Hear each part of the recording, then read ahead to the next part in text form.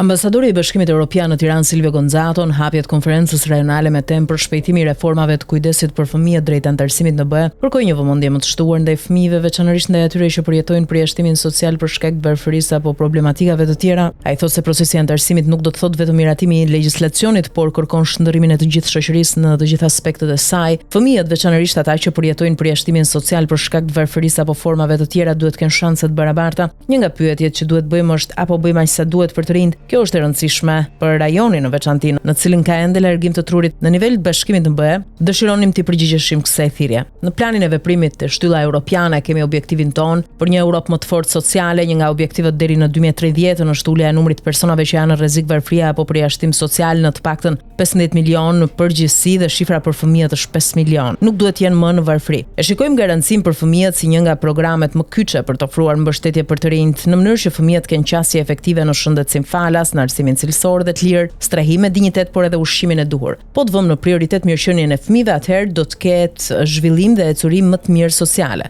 Nga këndvështrimi ekonomik duhet kontribute edhe për integrimin e tyre në tregun e punës dhe në jetën shoqërore, që tranzicioni nga shkolla në punë ta kalojnë më lehtë dhe duke u ofruar mundësi më të mira ekonomike. Shqipëria ka rini fantastike dhe janë investime në të ardhmen e Shqipërisë, por siç e thash, duhet kalojmë nga fjalët tek veprat. Procesi i antarësimit nuk do të thotë vetëm miratim legjislacioni, por kërkon shndërrimin e të gjithë shoqërisë në të gjithë aspektet e saj. Të drejtat e fëmijëve janë pjesë e grup kapitullit themelor, u shpreh Gonzato.